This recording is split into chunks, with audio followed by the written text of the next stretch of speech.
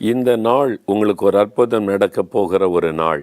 ஏதோ ஒரு காரியத்தில் வியாதியாக இருக்கலாம், தேவையாக இருக்கலாம், போராட்டமாக இருக்கலாம், ஒரு நெருக்கமாக இருக்கலாம். நீங்கள் கலங்கி நின்று கொண்டு இருக்கிறீங்க. இயேசு உங்கள் பக்கத்தில் நின்று கொண்டு இருக்கிறார். உங்களுக்கு அற்புதம் செய்ய அவர் ஆயத்தமாக இருக்கிறார். அதனால் சோர்ந்து போகாமல் விசுவாசத்தோடு என் கூட சேர்ந்து நீங்கள் ஜெபிக்கணும். ஜெபிக்க முன்னால் சில காரியத்தை நான் உங்களுக்கு சொல்லுகிறேன். நல்ல கவனிங்க. குன்னூரை சார்ந்த இந்த சகோதரி அமலா அவர்கள் கிட்டத்தட்ட 11 வருஷம் வேதனை, நரம்பு மண்டலத்தில் உண்டான ஒரு பாதிப்பு, தலைக்குள்ள நிற்க முடியாது, நடக்க முடியாது, மரண வேதனை, செத்துட்டா பரவாயில்லன்னு நினச்சிருக்கிறாங்க. எத்தனை டாக்டர்கள், எத்தனை வைத்தியம், எவ்வளோ பணம் எல்லாம் செலவு பண்ணி பார்த்து சுகம் உண்டாகவில்லை. இனி அவ்வளவுதான் என்கிற நிலைமை, வேதனை, கஷ்டம், அதில் தான் வாழ்ந்தாங்க. ஆனால் பாருங்கள், இயேசு அவர்களை நேசித்து அவர்களுக்கு ஒரு அற்புதம் செய்து இன்றைக்கு நல்ல சுகத்தோடு வைத்திருக்கிறார். அவங்க ஆண்டவர் இயேசுவை அறிவிக்கிற இடத்துக்கு வந்தார்கள். இயேசுவை தேடி வந்தார்கள். ஆண்டவருடைய சமூகத்தில் உட்கார்ந்தார்கள். ஆண்டவருடைய வசனத்தை கேட்டார்கள். விசுவாசத்தோடு ஜெபித்தார்கள்.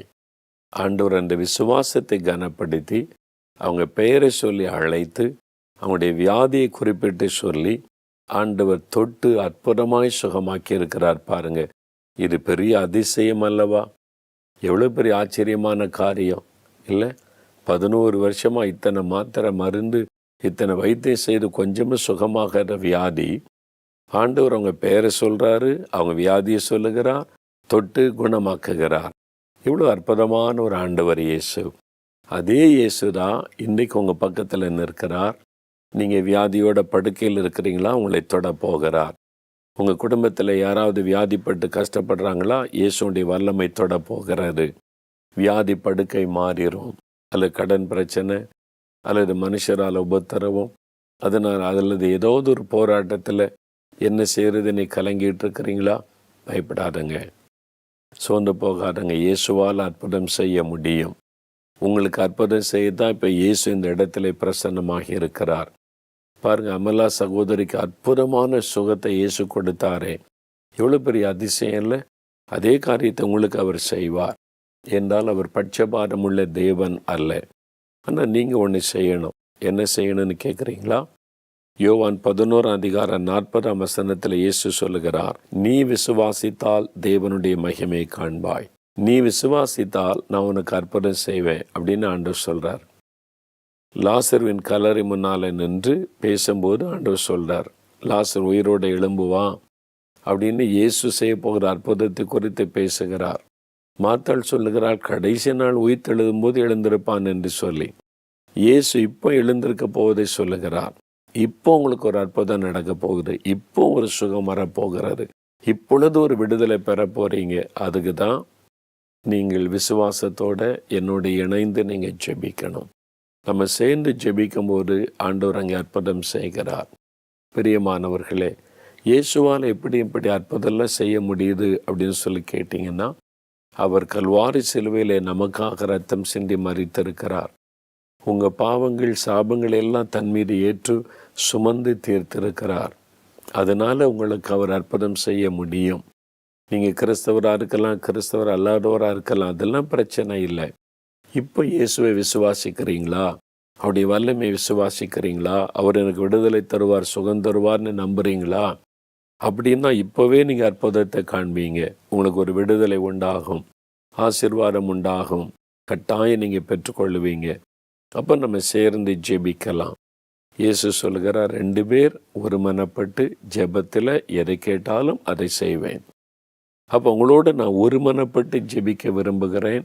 வேறு எந்த விதமான வாக்குவாதமும் காரியங்களும் வேண்டாம். முழு இருதயத்தோட ஒரு மனதோட இயேசு எனக்கு அற்புதம் செய்வார், விடுதலை தருவார்னு விசுவாசத்தோடு ஜெபித்தால் போதும். இது எப்படி ஆகுது, அப்படி ஆகுமா, இப்படி ஆகுமா, அதெல்லாம் ஒன்றும் நினைக்க வேண்டாம். இயேசுவால் ஆகும். அவர் அற்புதம் செய்வார், அவ்வளோதான். ஆனால் அவர் தழும்புகளை ஏற்றுக்கொண்டிருக்கிறார். அந்த தழும்புள்ள கரத்தினால் சுகம் தருவார். அப்போ இப்போ நீங்கள் ஆண்டவரிடத்தில் சொல்லுங்கள், நான் விசுவாசிக்கிறேன் ஆண்டவரே, உம்முடைய வல்லமையை விசுவாசிக்கிறேன், அன்பை விசுவாசிக்கிறேன், நீர் இப்போ எனக்கு ஒரு அற்புதம் செய்வீர் என்பதை விசுவாசிக்கிறேன் அப்படின்னு உங்களுடைய விசுவாசத்தை சொல்லுங்க. உடனே அற்புதம் நடக்கும். அப்போ நம்ம விசுவாசத்தோடு இயேசு கிறிஸ்துக்கிட்ட ஜெபிக்கலாமா? என் கூட சேர்ந்து நீங்கள் ஜெபிக்கிறீங்களா?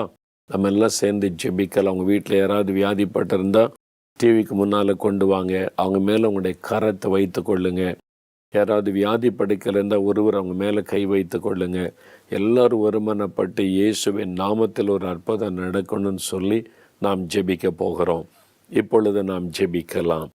தகப்பனே, அருமையான இந்த சகோதரிக்கு நீர் கொடுத்த பெரிய விடுதலைக்காக நன்றி. ஒரு அற்புதமான சுகம் கொடுத்தீரே அப்பா. நீர் ஜீவனுள்ள தேவ நண்பரை விளங்க பண்ணினதற்காக நாங்கள் உம்மை துதிக்கிறோம். இப்பொழுதும் தகப்பனே, யார் யார் வியாதிப்பட்டு பலவீனப்பட்டு எனக்கு சுகம் வேணும், விடுதலை வேண்டும் என்று வாஞ்சியோடு காத்திருக்கிறார்களோ ஒவ்வொருவர் மீது உம்முடைய வல்லமை இறங்கட்டும். இயேசு கிறிஸ்துவின் நாமத்தில் நோய் படுக்கைகள் மாறட்டும். வியாதியின் கட்டுகள் இயேசுவின் நாமத்தில் அறுக்கப்படட்டும். உம்முடைய தழும்புகளால் குணம் ஆனோம் என்ற வார்த்தையின்படி இயேசுவின் நாமத்தில் உம்முடைய தழும்புகளால் ஒவ்வொருவரும் சுகம் அடையட்டும். தகப்பனுடைய கரம் தொடுகிறதற்காக உமக்கு நன்றி. பாதிக்கப்பட்ட உறுப்புகளை தொட்டதை புதிதாய் மாற்றும். பாதிக்கப்பட்ட நரம்புகள் எலும்புகளை ஆண்டவர் தொடுவீராக.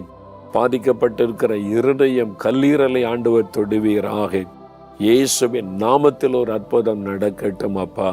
இன்றைக்கே ஒரு மாற்றத்தை அவள் காணட்டும். அவருடைய துக்கமெல்லாம் நீங்கி மகிழ்ச்சி உண்டாகட்டும்.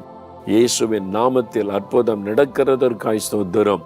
இதோ நீர் விடுதலை தருகிறீர், அற்புதம் செய்து கொண்டிருக்கிறீர். உமக்கு நன்றி. ஒவ்வொருவருக்கும் அற்புதம் செய்து மகிழ பண்ணும் தேவரீர். நாங்கள் விசுவாசத்தோடு எங்களுடைய அற்புதத்தை எதிர்பார்க்கிறோம். இயேசுவின் நாமத்தில் ஜெபிக்கிறோம் பிதாவே. ஆமேன், ஆமேன். பிரியமானவர்களே, ஆண்டவர் அற்புதம் செய்துட்டார். ஆண்டவர் உங்களை தொட்டுட்டார், விடுதலை கொடுத்துட்டார். நீங்கள் இனி விசுவாசித்து உடைய விசுவாசத்தை கிரியில வெளிப்படுத்தணும். அவ்வளவுதான். இயேசு கிறிஸ்து கொடுத்த சுகம் உடைய வாழ்க்கையில் என்றைக்கும் நிலைத்திருப்பதாக. ஆமேன்.